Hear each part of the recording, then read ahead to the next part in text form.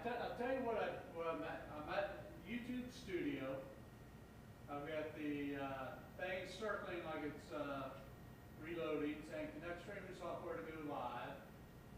Falcon's Landing live streaming category entertainment unlimited. Okay.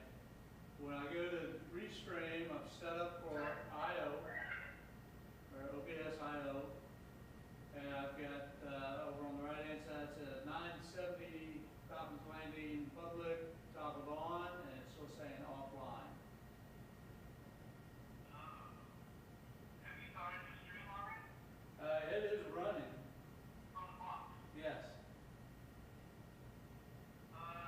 Okay, so go to Restream, hit Falcon's Landing, the YouTube, and reestablish that connection. You know what I'm saying? Not quite. Okay, so when you go to Restream, you see those two, one says YouTube and the other one says like Falcon web page or something like that. I forgot what it says. But if you go to edit on YouTube, on the YouTube one, just reload the Falcon Landing from the pull down.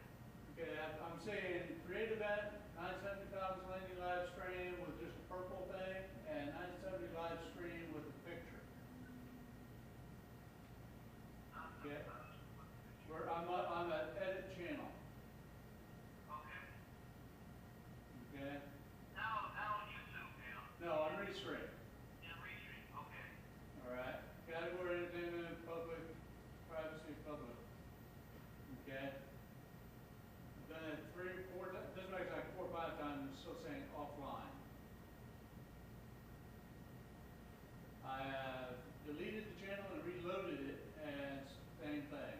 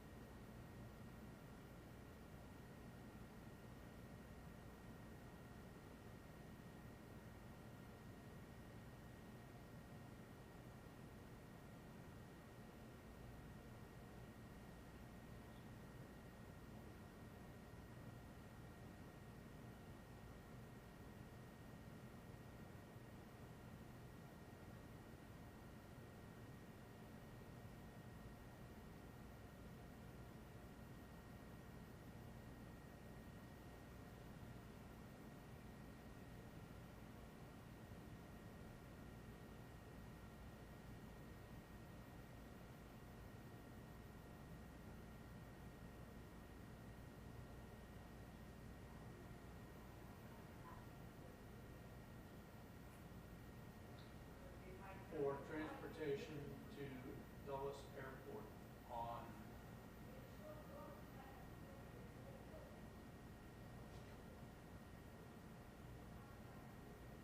November 7th.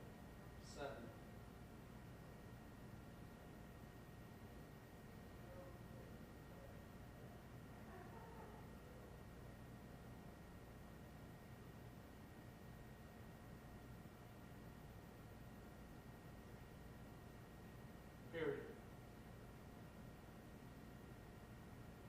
Period. Unfortunately, personal,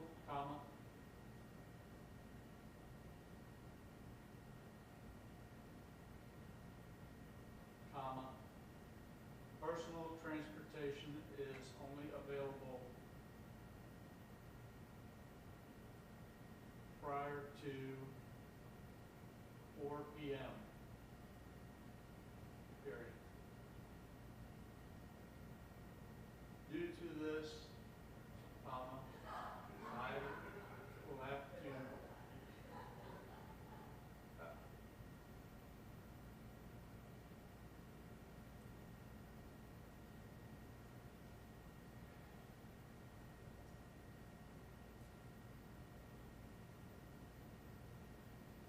Falcon's Landing is unable to provide transportation for this request.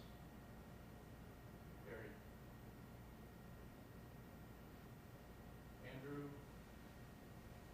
Andrew Millweed.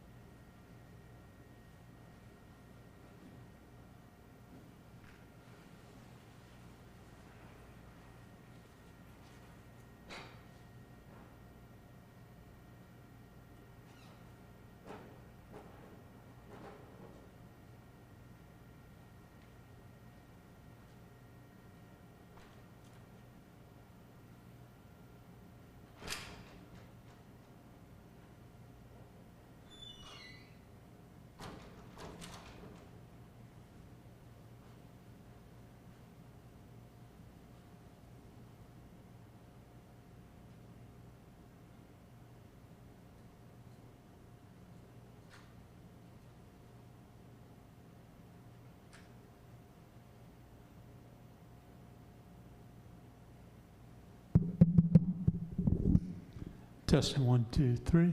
Test, test. Hello, 1, 2, 1, 2. Hello, 1, 2, 1, 2.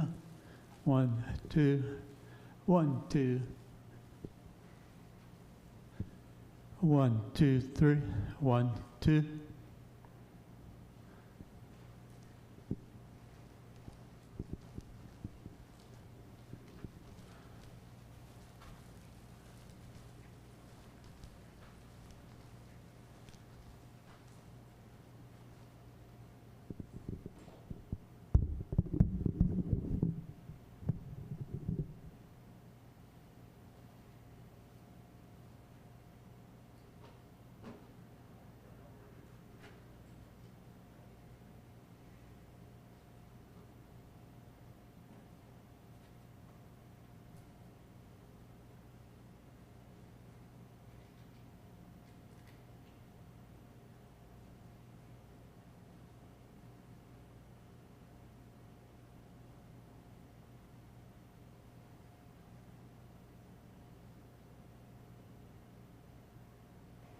Test 1, 2.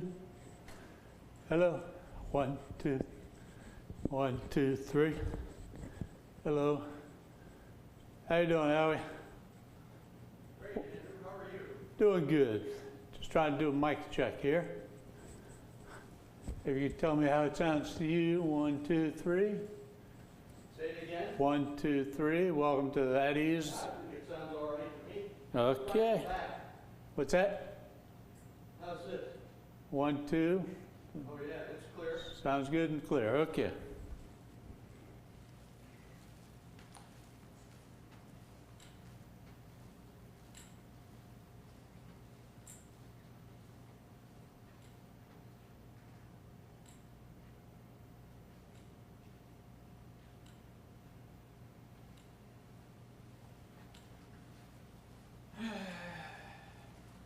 How you doing today? So far, so good.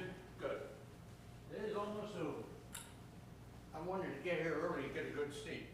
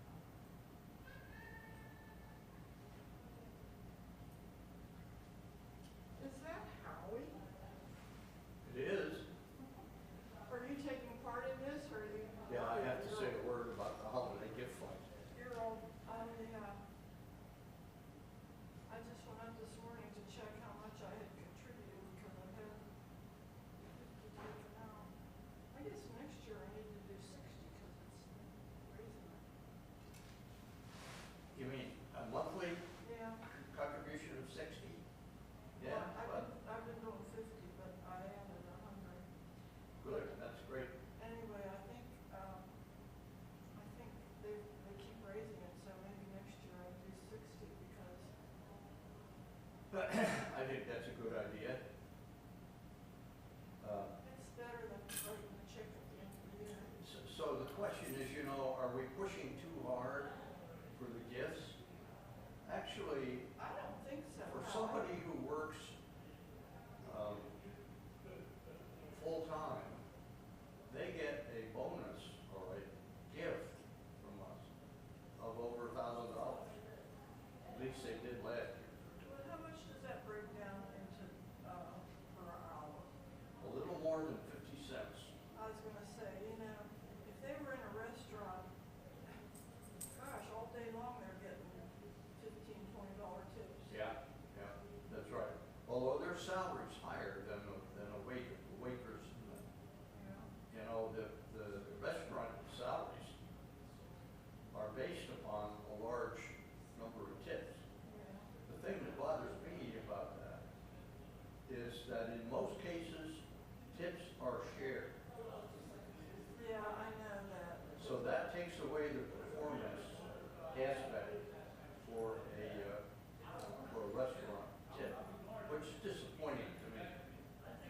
We had the hearing yesterday for the terrace homes, and one of the folks said, you know, well, we don't make this a performance-based,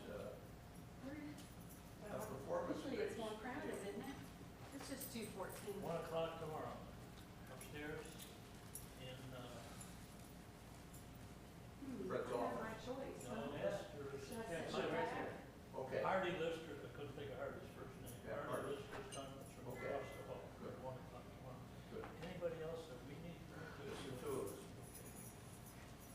At the next council meeting, we need to make a plea for people to stuff envelopes Yes, and get them all prepared. to Yes. make the that'll be members of the council. members of the council do that. Typically, you only need 4 or 5.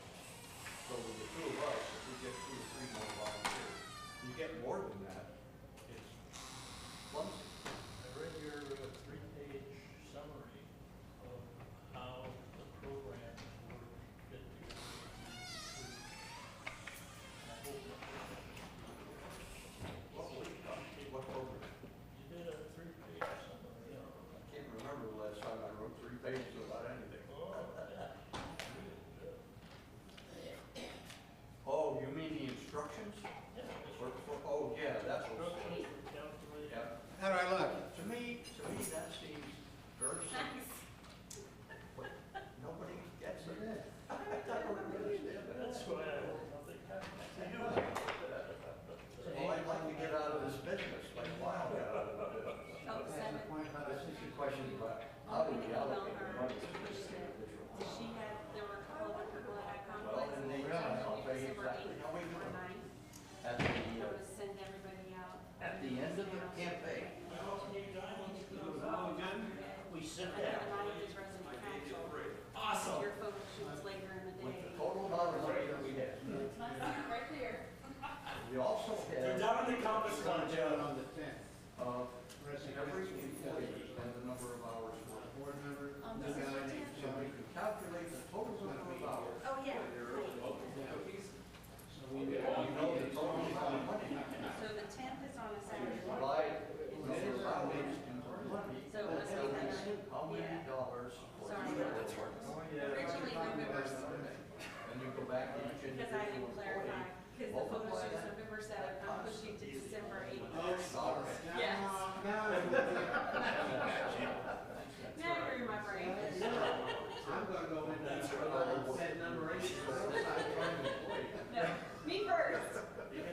Me first. Which is a nice. All right, so the grand reopening of the Compass Club, where we get all the new furniture, and we do the menu, the first Friday of the year, you're my guest bartender.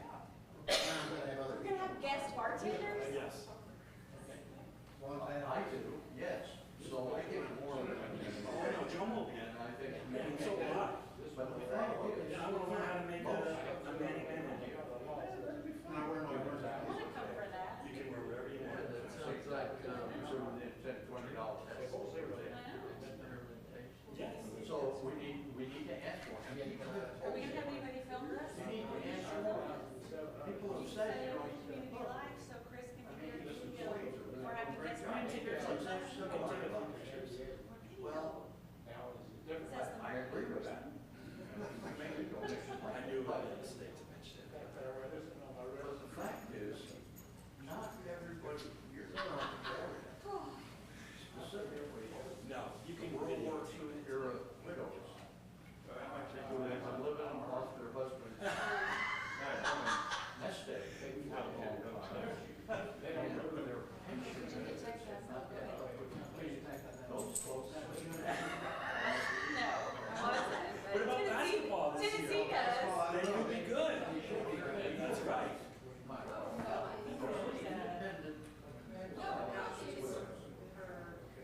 Hey, I don't run, this isn't my event, this is Gary's event. That luncheon today was spectacular. Thank you. Or it's that weekend. I can't tell. Anyway. How was that last block of fudge you got for dessert? It's sitting right Yeah, I know. there. I noticed a lot of the plates, they got to the very end and they could not finish it. God knows what it is. I'll email you about it. It's just Got another question. when you're curious, I mean, maybe not for him, So, but no, I think that would be good. Lights out, message, knowledge and enthusiasm. You may not be your security guys, but whatever, but we'll just try to start to get go to the top. Am I in trouble? It's not me. Am I in trouble? We keep missing each other. I understand she came looking for me about an hour ago. Is she coming?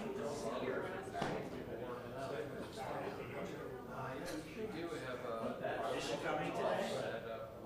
To this? I'll let you know for sure when we decide.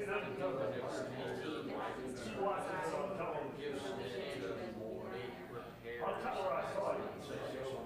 Yeah, she was looking for me earlier. That's why Lauren couldn't find me. I was having a discussion. Okay. And the light power. We'll catch you there. To make sure it's not.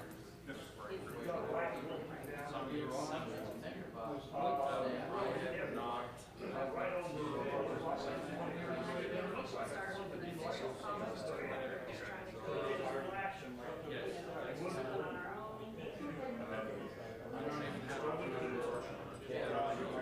I see the ones.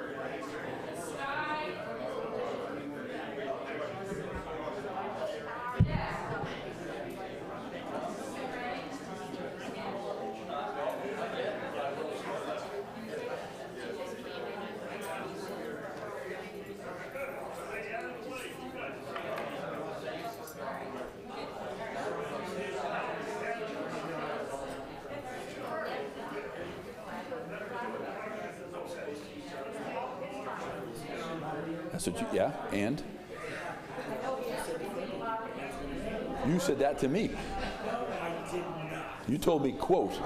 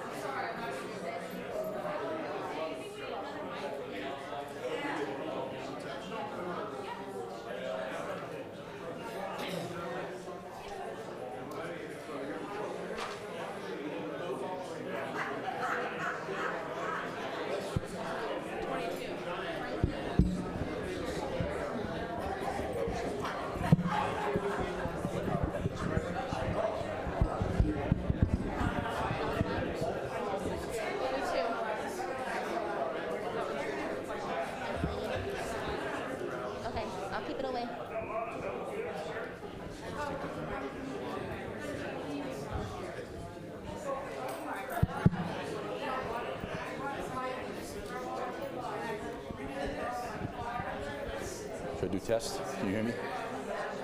Test, test, test.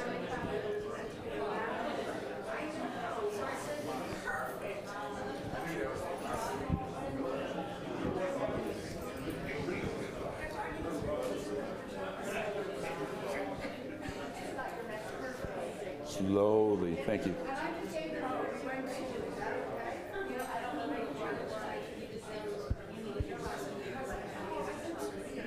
Okay, good afternoon, everybody. Today is Tuesday, November 2nd. Welcome to our At Ease. But first up today, before I begin, I'd like to introduce Mr. Howard Shue for a few words. Sir.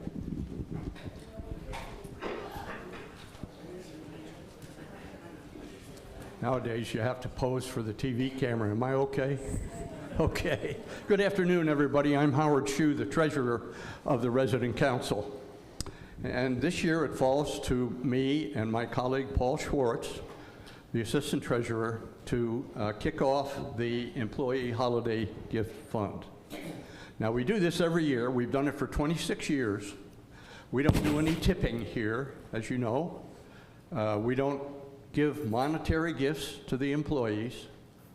So this is the only time of the year when we can recognize the kind of work that the employees have done with a monetary gift just before the holidays, so that they can use it for their own Christmas presents and the like.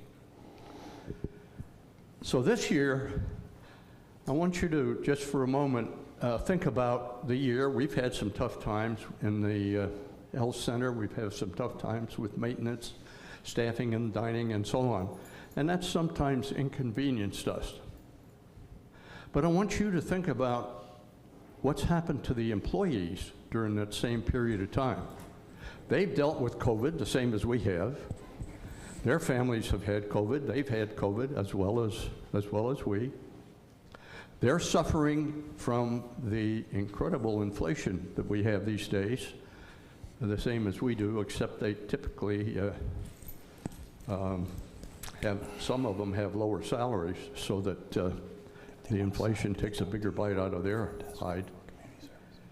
But the thing that impressed me about the staff this year is that given the substantial staffing shortages that we have been dealing with this year, the staff that is here, the staff that has been here, has had to make up for those shortages. Now, in many cases, yeah, you ought to clap for the employees. You should. Now, I know personally in some cases they've worked 13, 14, 15 or more hours a shift for multiple days. And in some cases, that has actually brought upon health problems, knee problems and so on for some of the employees. So this has been a sacrifice. Yet, if you think about the year that's just passed, the employees have always been there for us, and they've always done it with a smile. Now, the Resident Council has set a goal this year of $250,000. Sounds like a lot of money, but when you compare that with what other CCRCs in this area do, it's in the same ballpark. So we're not asking an excessive amount. We're also asking that you consider a gift of at least $550 a person or $1,100 a couple. Now, why do I say at least? It's because we have more employees now to deal with, and we have about the same number of residents. About the same number, a little more, but not much. So when you do that calculus, unless we have some extended giving from you all, we're going to have to give a lesser gift this year than we gave last year. And that's not the right message in this particular year when the staff has worked so hard for us. So we set the goal at $550, same as last year. But we ask each of you to think personally about the staff and what they have done for you this year and recognize them accordingly. There's another thing that I would suggest you do this year. Think about a staff member who has helped you specifically or given you excellent service. Maybe it's in dining, maybe it's in healthcare, maybe in the fitness center, the wellness center, wherever. If you can think of a staff member who has given you excellent service or support, send them a card. Because that means as much to them as the monetary gift, I believe. Send them a card and say thanks for what they do. Now, we're going to run the campaign from November 2nd, today, through the 30th of November, and I encourage each one of you to think about your gift. And by the way, it is a gift, so unfortunately it's not tax deductible. We make this a gift to the individual employees. Put your checks in the box, the donation boxes that are on the front desks at Founders Hall, Johnson Center, and West Falls. And right on the line, payable to the resident council with EHGF on the memo line. I hope you all will think about this and give the reward this year, give your thanks to the staff that I think they particularly deserve this year. Now, do any of you have any questions about what's going on? Yes, sir. What does it mean to the employee? About how much do the average get? Okay, thank you. That's a good question. The question is, how much does each employee get? The resident council has had an extended debate in past years about how we reward each resident. And the council has decided that we will reward each resident like you might consider a tip, based upon the number of hours each employee works this year. So the way we simply calculate this is when we have a total of all your gifts. We also have a listing of every employee and every employee's hours worked. You can make a total of all the hours worked by all the employees this year, divide that into the amount of money that you donate. That gives us a figure of how much we can reward per hour worked. Then we would calculate that amount based on which each employee, the hours each employee has worked.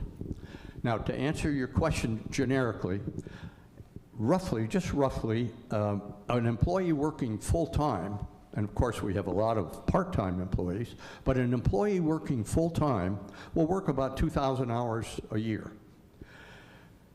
The way the numbers have come out in the past, we have been able to award about 50 cents per hour worked. Now think about that. So if somebody has worked 2,000 hours and they have earned, we give them a gift of 50 cents an hour, they get roughly $1,000. Now many of our employees work substantially less than that, and so they would get an equivalent lesser amount. Did I answer your question? Yeah. Okay. Any other questions, please? Let me make one other comment really quickly. I know for some of you, $550, $600, $700 a piece is a bite. It's a bite for me. So I would encourage you to think about, for next year, going to the finance office and enrolling in the monthly deduction or the monthly increase in your fee to cover a month's contribution for next year. So the bite next year won't be as bad as it is this year. I thank you all in advance for, yes, ma'am. One question. In the past, they've given some credit for seniority. Have you stopped doing that? Yes, thank you for that question. The question was, in the past, we have given credit for seniority. That is to say, employees who have been here for longer periods of time. The council considered that. In the first case, that's a particularly difficult calculation to make because one has to tally up how many years for a totally different employee staff in many cases from year to year. So that gets very complex in the calculation. I know because I've done it. I see Lyle over here and he's laughing because he's done it too. The council decided not to do that based upon the argument that this should be thought of as a gift for the work done this year. And the work done last year, after all, was compensated by a gift last year. So the council has opted for a gift based only on the work done this year. Thank you for that question. Any other questions? Yes, sir. Does a dishwasher get the same amount as a chef? Say that again? Does a dishwasher get the same amount as a chef?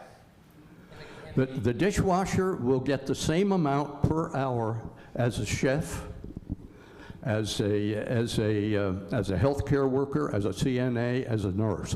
This is not a performance-based measure. This is a gift. It is not based on performance. It is not based on salary. It is based only on the number of hours worked this year. Yes, sir. My understanding that the supervisory employees are not getting the bonus. Is that correct? Okay, the question is, do the supervisory employees get participate in this gift fund? And the answer to that is no. The senior employees, the folks over here, are awarded a bonus during the Christmas period by the board of directors. And the resident council or any residents, to my knowledge, have nothing to do with that. But they get their bonus, but they are not a part of this program. Sorry. Anything else? Suggest to up if we do it automatically. Howard, I know I pay every month, but I believe your letter suggested that I should put in a check, an additional check, to up my amount. Okay, did everybody hear that? A lot of you have contributed monthly, and we have that amount. That amount comes up to, I think, about $83,000. So it's a substantial amount, but it's not enough. Not enough. So those of you who, like me, contribute every month, yes, we are asking that you consider an additional gift this year. This has been a special year. Tough year on the staff, tougher than perhaps we think about. Other questions?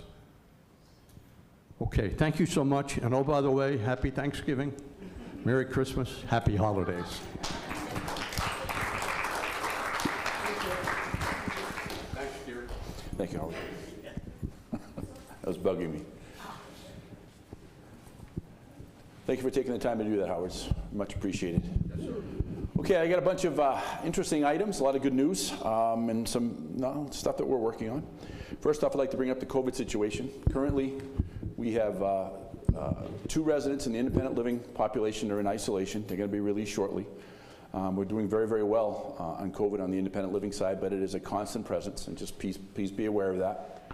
In the Johnson Center, however, we do have 7 residents right now who have tested positive for COVID, and 2 staff members. So it's out there as well. And obviously we've had to shut down visitation, institute masking and things like that to help to slow that down. Another issue that we're working on very, very hard is to increase the amount of doctors and healthcare available upstairs in the wellness center. We're making really good progress with that. And the candidates and the folks that we have been talking to are, quite frankly, outstanding. They're just going through their due diligence now to be able to figure out how they're going to be able to do it. In one case, we have a doctor who is a medical director at another community. She's very, very interested in here, and this is somebody that Dr. Sana has brought to us. And we've also had a visit last week where my staff sat and interviewed them, who is also, believe it or not, has 3 residents here already. And she's very interested in also increasing her hours here and being part of the wellness center. So the Wellness Center is under transformation. It's going to be bigger, better, stronger, and faster. We're going as quickly as we can, and, but please stay tuned for more good news. I'd like to mention a little bit about the SARA system. The independent living population has the opportunity to have a pendant. The pendant system gives us the chance, if something happens to you, God forbid, you push that pendant and the cavalry comes.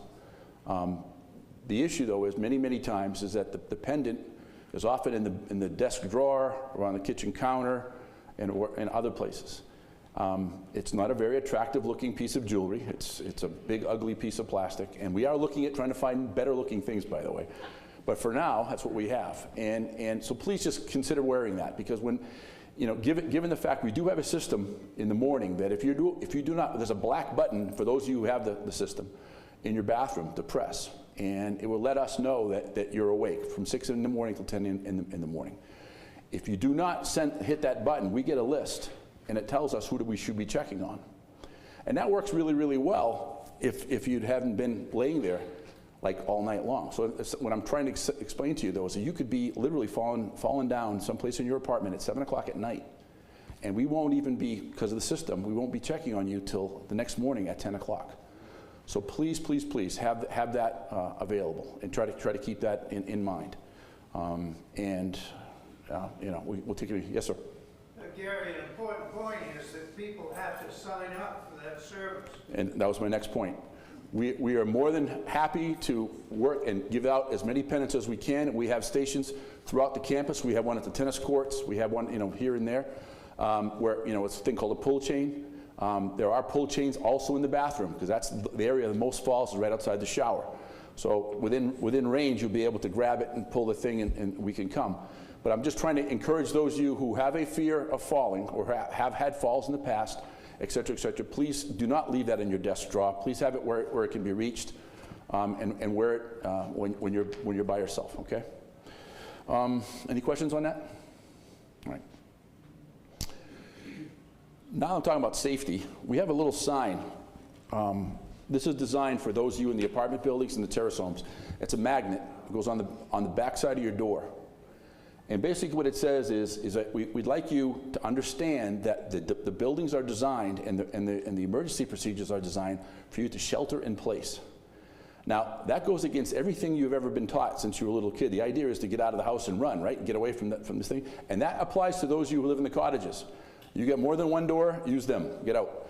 But the folks in the apartments, if there's something going on in the hallway, you are safer in your apartment than you are by going out for various different reasons.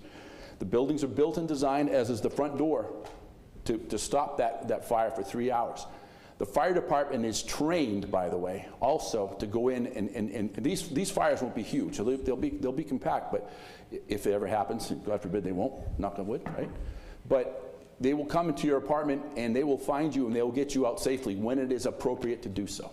So please don't do that. Please understand that at 2 o'clock in the morning, when the fire alarm always rings, you guys all know that, it's always 2 o'clock on a Sunday, right?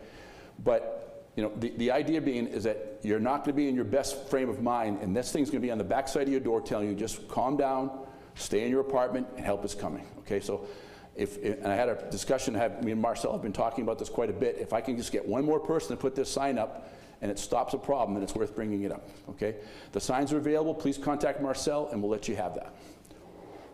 All right.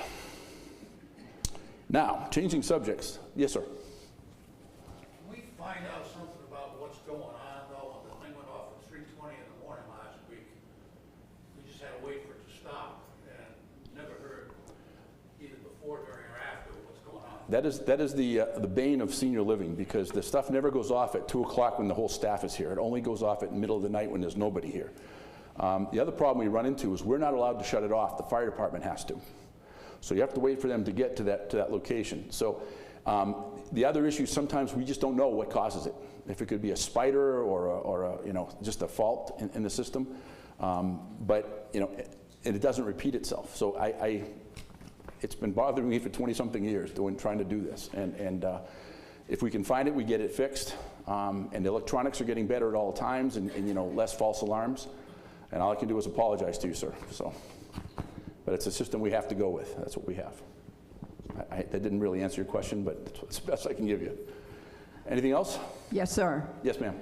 Why don't we make those placards part of the check-in system for all new residents? Good idea. Somebody's going to write that down for me, Donna? Yeah. You don't have one of yours? Well, No, I mean, it just didn't come in the apartment. okay, well, and we need to. And the other thing, too, is going to be behind your door, so I mean, it's not the world's most attractive thing, but it is something, it's the same thing leaving your stuff on your refrigerator when we have, for the ambulance crew, when they come up there, they have the data for you. It's just something that just really increases the safety value significantly. Okay, some good news. As of today, November 2nd, the Hillside House is open. Residents have moved over from Garden View, and things are going very, very well. Carmen, the new administrator, has been working very hard and diligently with the team, and we're really excited. So currently we have 7, if I'm right, we have 7 residents. The capacity in the Hillside House is 18. We look to be somewhere around 15. The current, and Hardy can verify this, we are much lower on our healthcare side on the acuity level for things like people having to go to the Johnson Center or requiring memory care for the population, which says great things about our independent living population. They're much healthier than the actuaries had thought they would be. So we're trying to figure out how many of those rooms we can actually sell to the outside, because that's going to be a valuable source of revenue for us. And then I'll get to some other numbers here. That's other good news as far as the Johnson Center. But everything's going well there. However, I know you're going to bring it up. Across the street from the Hillside House, am I right? Yes. We've had to build a temporary, with a big T. Whole thing temporary? Yes, ma'am. Just till we figure out what we're going to do. And it's going to solve a few issues for us. Because we have a problem with where we're going to put our trash and our food waste and some other stuff. So we're going to make that as beautiful as we can temporarily, and then we're going to get something on a more permanent basis, which is going to blend in better with the surroundings. So that's what we're dealing with. Yes, ma'am. What do the 2 doors, the 2 white doors under the, what is that for? That is the cellar underneath the Hillside House. Yeah. It's right now it's used for storage. It was originally intended to be a parking garage, Right. but it was value engineered away. And as part of that value engineering process, they lost the ability to bring the garbage interior downstairs to a trash room.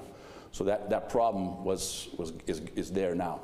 The other issue is that our staff doesn't have the opportunity to go up and drag and bring the stuff all the way down the street, and they still have to go across the street. It would be a lot easier. But again, it's a temporary basis, and we're going to get something better looking and more functional soon. It's the best I can give you. Not good enough. I know, I understand. So apologize for that. Yes, ma'am.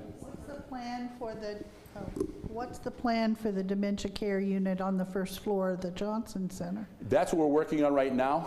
The rooms are very small, but it is a very, very, it's one of the most renovated units that we've had. So right now, what we're going to do is make them available to the public. And we're also working on that as well with, we're going to improve, and I'll be getting into that in a minute, but our marketing director is going to be donating a lot more of her time to get things going as far as improving our relationships with the hospitals and other marketing and referral sources out there to really raise the numbers up. And the numbers are we were at 44? We're at 44, which is the highest we've been since I started here back in 2 years ago, just about. And we're going to keep going, keep up the good work. All right.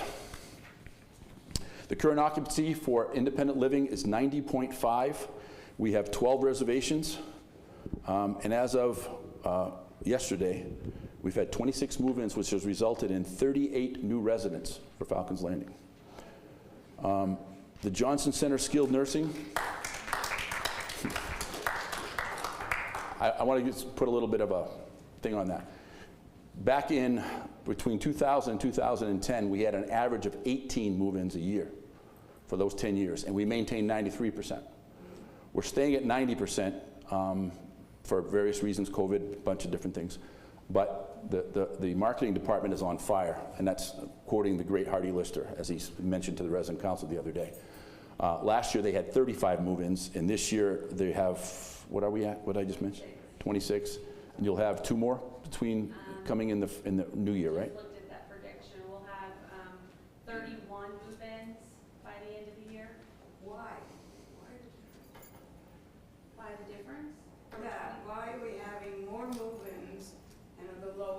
which is good. Hmm?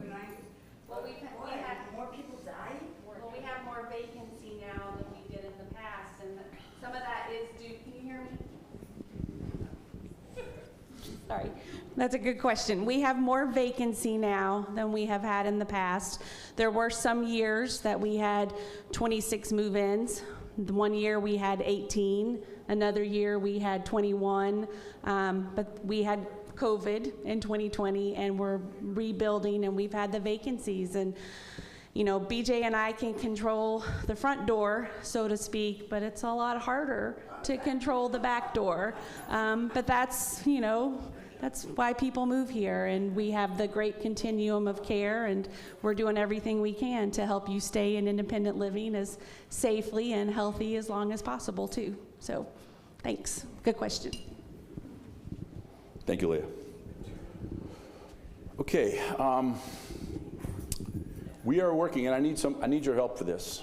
Everybody's help, those of you watching at home as well. We're working on the U.S. News and World Report, trying to get the designation as best senior living location.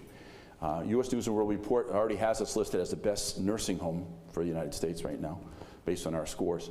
What that will give us, should we qualify, what that will give us is a great opportunity to be marketing and to keep those high numbers of move-ins going, which in essence, as the guy in charge of the business side of it, also keeps the prices down, because the more residents there are to pay the fees, the lesser the fees are going to be. But I'm not telling you what to write, because at the same time it's a valuable tool for us, because if we haven't met those requirements that U.S. News and World Report has for this year, then we're going to work diligently and very, very hard to bring those up to the level that we qualify for next year. So please help us out. It takes about 5 to 7 minutes. It's something you can do on your phone or an iPad. And Leah has that young lady outside, Reagan, working on, she had one customer when I was walking by. We have how many days left? 6? November 6th right. is when it ends. And it takes 5 to 7 minutes. We'll help you do it.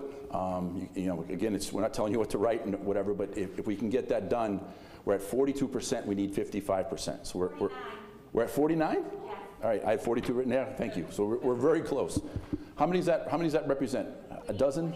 That's 202 residents that have completed the survey right now, out of about 414 that we sent it to. So you need about 27.8 more. Okay, I need 27.8 of you to do that for us. Please. We got 27 right in here. Yes, sir. Do you know if it's going out to everybody? I haven't seen the survey. I've seen the notice of the survey's coming. It's a link. We have, it's a link that was sent to those that, we have your email and your telephone, sir, but we'll make sure you get one. So now we're down to 26.8, right? So, Gary, if you don't mind, yes, sure. just check your spam folders if you haven't recently. There is an email from Activated Insights, and the subject matter is Falcon's Landing. The last few letters and notifications that I have sent out shows you a sample header of what that email might look like. If you haven't received it, Reagan has a laptop set up out front, or you can call her, stop by our office. Community Life is available as well to help, and we have your usernames and can help you get set up to take it. And again, it's completely confidential. And as Gary said, you know, it would be great to get the recognition, but at the end of the day, it's a resident engagement survey to get your feedback. So it's a win-win if we do it right and get it completed. We had the opportunity to take many of you have taken the Holler-In survey probably multiple times. It's a nationally known survey company that does that. I was actually at a conference, and I was actually, by magic, sat next to the owner of the Holler-In company. And but we're doing this year. We think this is going to do a good thing. We may do the Holler-In next year, but we'll see. Continuing on, our booster and flu clinics have been a huge success. We have 95% participation from the residents, so thank you for that. Continue working on that. Switching over to finance, we're working hard on the 2020, actually we're done, the 2023 budget. Hardy reviewed the budget with the board finance committee on the 19th of October and with the resident council this past Monday. He's going to take the budget to the full board of directors next Wednesday, November 9th for approval. And once he gets that, he'll review the budget with the residents and announce the fee increase at the end of the resident council town meeting on November 17th. That's the way we've always done it. Also on the 17th, Hardy is going to be doing a presentation at 1 p.m. in the ballroom entitled Medicare at Falcon's Landing. He will discuss the different types of Medicare coverage and explain how they can be used at Falcon's Landing. Is that going to include Medicare Advantage plans as well? Yes. So we've had a couple of questions about Medicare Advantage plans. We do have two different kinds of, we have our folks who are pre-military, we have our folks who are civil service side, SES. And it's just a little bit of questions. And Medicare is one of those fun things you don't know what you don't know until it's too late. So we're going to try to get on the front side and help anybody make some decisions. Now, Community Life has a page and a half of activities here. I'm not going to read them all, right? It's really nice to be able to see all the activities going on. I apologize for not being at the meet and greet last Friday, but I just got back from Sweden. The jet lag was just killing me, so I just could not walk at 4 o'clock in the afternoon. But it's really great to see. We had an outstanding Navy ball. We have the Marine Corps birthday coming up on the 10th. We have other functions going on, and it's really good to see the movement everywhere. But I'm going to just bring a couple of things. We have upcoming clinics here. We have a Shinrix, which is for shingles, and catch-up COVID boosters on this Friday from 10 to 1:30, and Giant will be here to do that.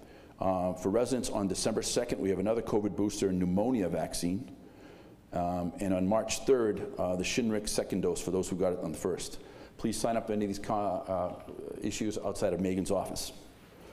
Another interesting thing that we've done is we were really delighted to welcome the granddaughter of one of our former residents, Alice and Philip Criswell, to be a volunteer to help us with our iPads and telephones.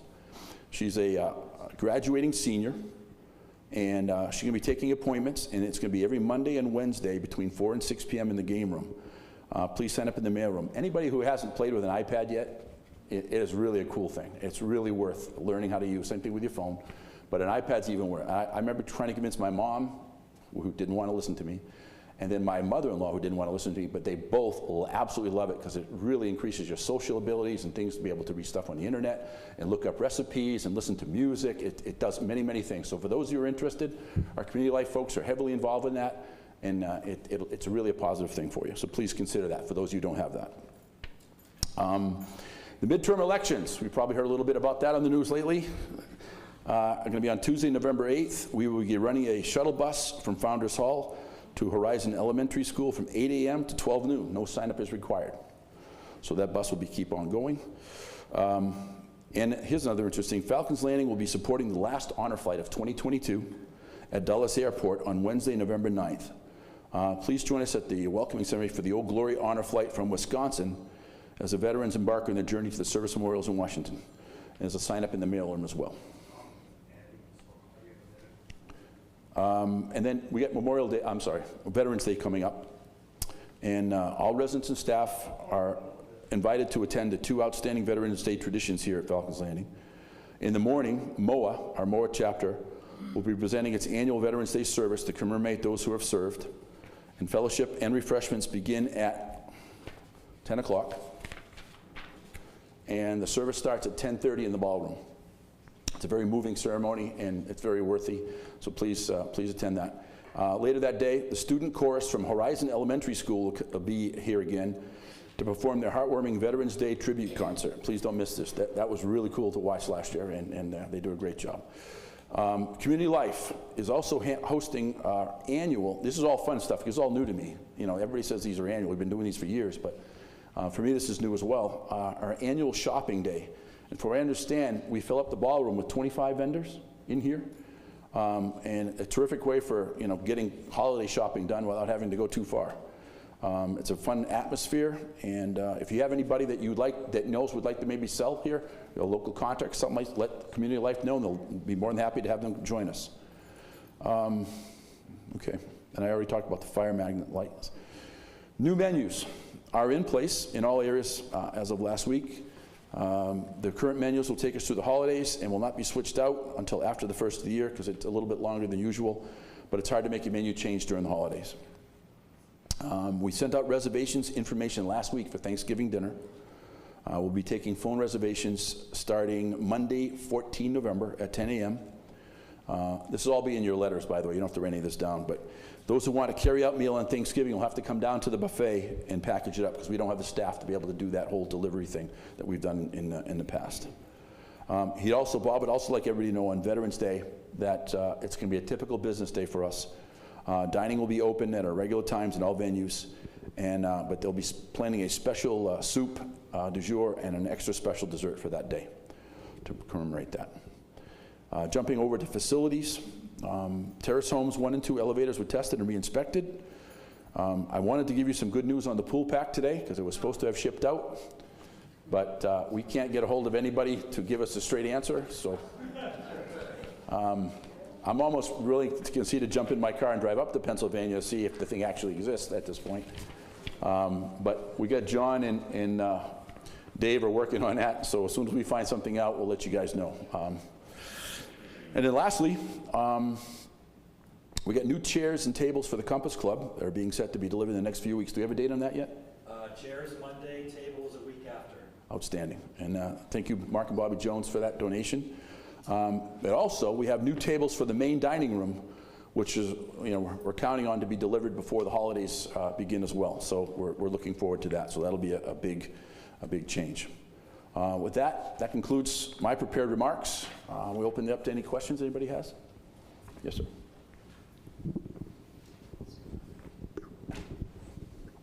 I noticed that you indicated there's an uptick in COVID at the Johnson Center. Mm-hmm. You have requested, or we have requested, that volunteers stop their volunteering at the Johnson Center and at West Falls. But we have individuals from IL that go over to visit friends. What's wrong with that picture? And we also have people from the Johnson Center that come out to eat in the dining area and that type of thing. May or may not be wearing masks, but those are vectors that could pass the virus. The folks that are positive are in isolation, so they're, and the staff that's working with them are heavily gowned and doing all the precautions. You want to take it?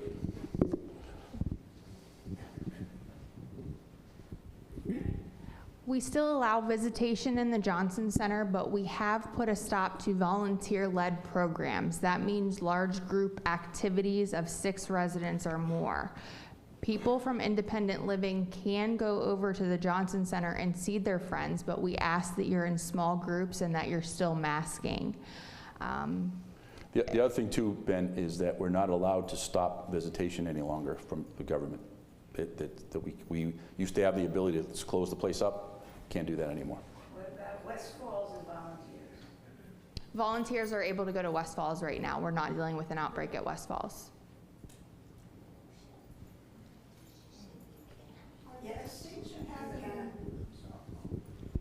The distinction hasn't been made that large groups were the only ones involved, because we have a series of people who play the piano every day at lunchtime, and I haven't been allowed in for 13 weeks.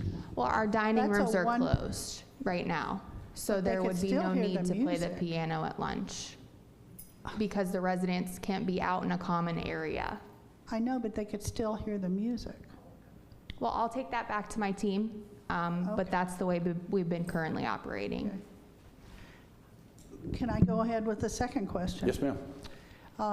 My husband and I have both been experiencing Inova Loudon through hospitalization, caregiving, and I recently had a trip into the ER in an ambulance.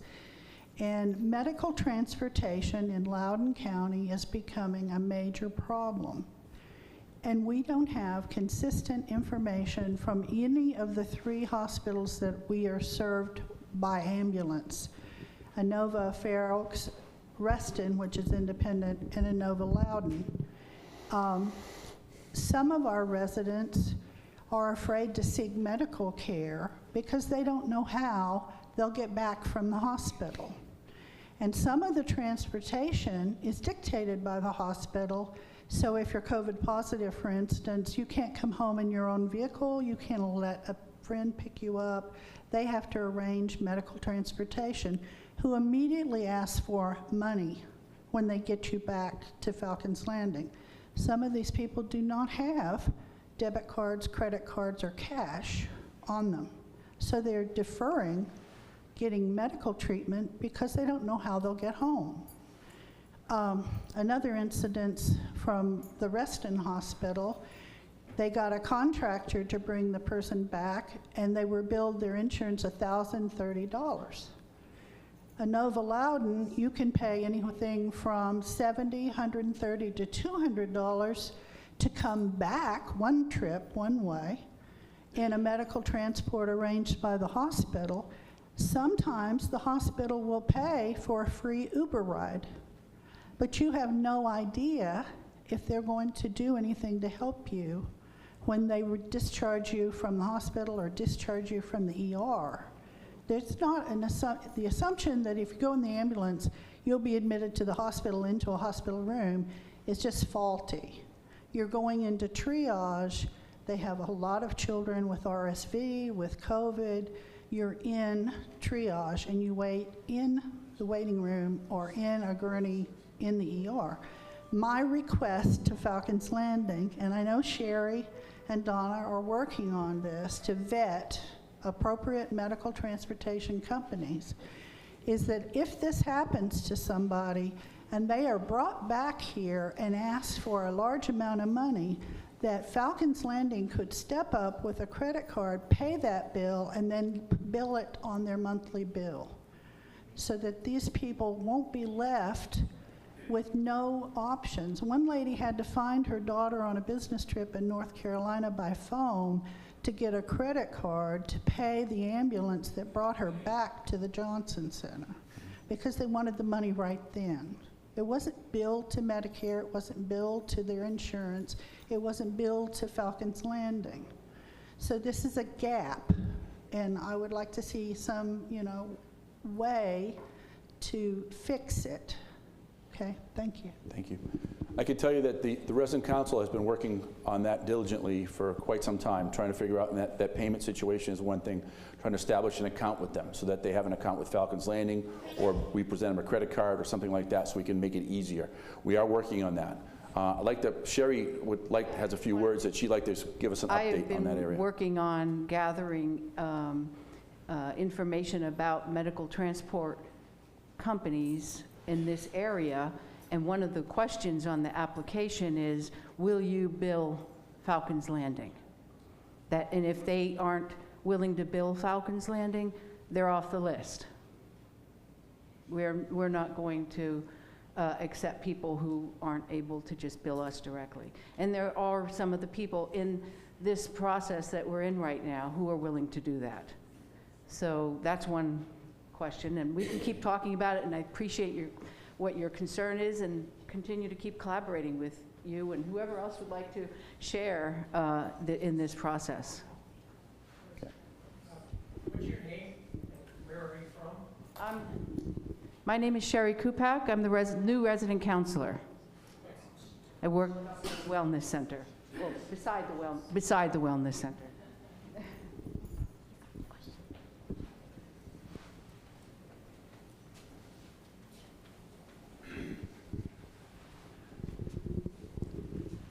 As some of you know, maintenance some time ago suggested that for my wife Barbara's safety, that our bathrooms be renovated.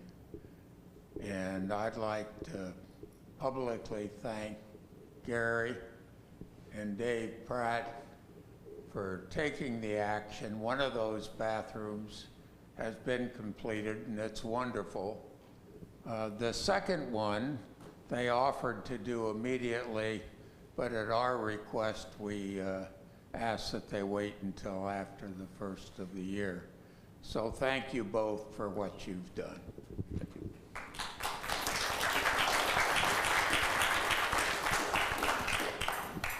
Any other questions? Yes, sir.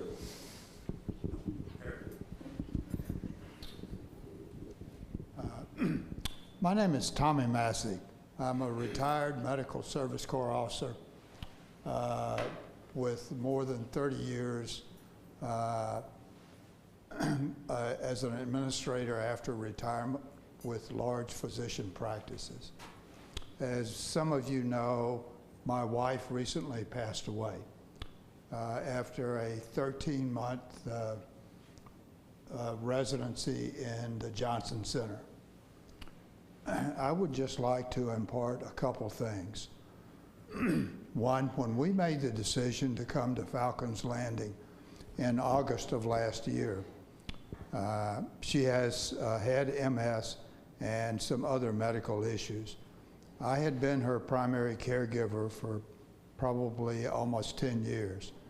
It became apparent that I could no longer do that. We actually wound up at Falcon's Landing as a result of one of my daughter-in-laws who works for ANOVA, who is a roving lab supervisor who monitors the lab here, and said, you have to look at this place. So that's why we wound up here. So to make a long story short, she was admitted in August of last year, and I thought, wow, we've got a great place for her. I talked to Leah and to BJ, got an apartment, came in October, but shortly after we got Billy here, then the first wave of the nursing turmoil started and left. And I'm thinking, what the heck did I get my wife into? 2 months later or 3 months later, the second wave left. And I'm really thinking to my two sons, oh my God, what do we do to your mother and my wife? But I will say, thankfully, whoever made the decision to hire Tracy and Connie, you should thank them. They are wonderful. And you should be pleased that they are running the nursing staff in the Johnson Center. And obviously during all of that time was the debacle with Dr. Ann leaving and a new physician, Dr. Santa coming on board. Dr. Santa was a godsend to Billy, and since he came on board with Tracy and Connie. I do have a couple comments in terms of the support staff. The support staff that's at the Johnson Center are 99% consummate professionals who take really good pride in, one, providing professional care, but providing caring care to their patients. And I would say to those of you who have heard all of the rumors, my family and I live those rumors on a day-to-day basis and live the actuality. The actuality of today is very different. And I would like to commend Tracy and Connie as a result of their professionalism, their caring, and their concern for their patient population. There are a couple things that I would like to say. And Ashley, you and I have had several conversations. Staffing ratios, i.e. one CNA to cover 6 patients. It's nationally recognized, but I will say to you, staffing ratios are based on averages. We all know what averages are. 50% are better, 50% are worse. And I would say to you, after having experienced the last 3 months of Billy's decline, many hours a day, those people care. And Gary, I would challenge you to provide Ashley and Tracy with additional staff, because with the staffing that's currently there, if one person is out, it is almost impossible for the staff to really provide good care. And particularly for those patients who don't have an advocate or someone who's there day in and day out. The other thing I would say is you being management, need to go and lie in one of those beds. Okay? With the rail at the bottom splitting the damn television in half. And in the last few months, having to watch a television show when you're immobile and you see the top half and the bottom half. If you raise the mattress up, you're so high, you're at a real fall risk. And Tracy and Connie will just have a heart attack, and rightfully so. You lower it, and you feel like you're sleeping on the floor. I would challenge you to use your capitalization budget. Start replacing the beds, even if you do it 4 or 5 a year. It is imperative for those people who are bedridden, immobile, and that's their home. And I will leave you with my sister's comment who came up for the service.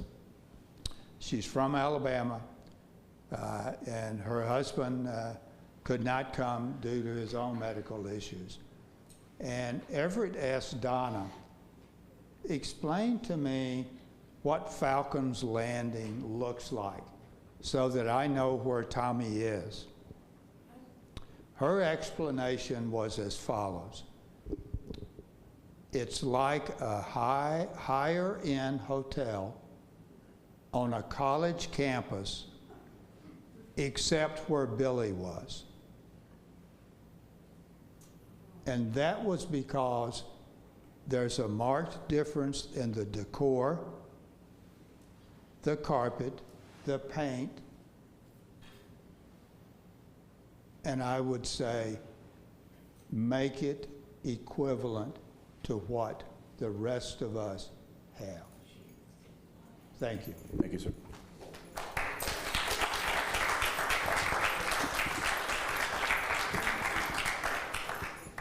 Any other questions? Okay, well, that concludes our presentation for today.